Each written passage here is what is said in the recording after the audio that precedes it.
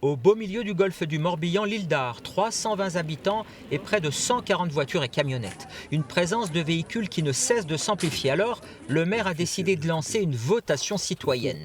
On en a fait combien? Alors du coup 450 de chaque. D'accord. 450 non et 450 oui. Bulletins, enveloppes, urnes et isoloirs, le scrutin va se dérouler comme une élection municipale ou présidentielle. C'est exactement les mêmes règles, sauf que là, c'est une consultation des électeurs.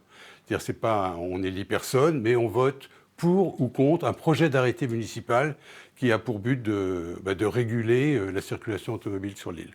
Pour nous expliquer l'enjeu, le maire de l'île d'Ar nous propose de le suivre dans les rues étroites de sa commune. On voit bien, regardez, aucune rue est équipée de trottoirs. Donc l'été, quand il y a beaucoup de monde, les gens sont évidemment sur la rue. Et comme ils se baladent souvent, ils occupent toute la largeur de la rue. Donc c'est aussi un problème de sécurité. C'est pour ça que essayer de diminuer le nombre de voitures, c'est important. Moins de voitures pour aussi moins polluer, préserver un cadre de vie. Selon le futur arrêté municipal, les règles vont devenir strictes. Seules les personnes avec des problèmes de mobilité ou encore les artisans pourront circuler sans contrainte.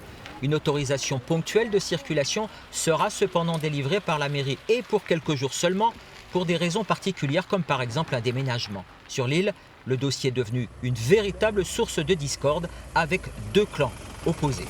Je pense qu'il y a trop de véhicules sur l'île. Les gens sont de plus en plus dépendants. L'île n'a pas beaucoup de relief, tout le monde pourrait utiliser un vélo. Moi je dirais que écologiquement c'est bien, après il ne faut pas que ça puisse trop nuire à la vie des locaux, quoi. Un changement qui ne passe pas du tout pour d'autres. Un tract à plan à voter non vient même d'être publié sur l'île. On n'a pas de bus vraiment adapté aux habitants de l'île d'Ars.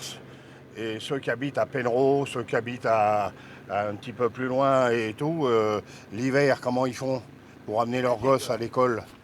Depuis 50 ans, Jacqueline Frassetti, native de l'île, possède un véhicule. Elle fait partie de ceux qui viendront voter avec une idée bien précise en tête. Nous allons voter non. On est obligé. On ne peut pas laisser les Iliens. Vous vous rendez compte s'ils suppriment nos voitures?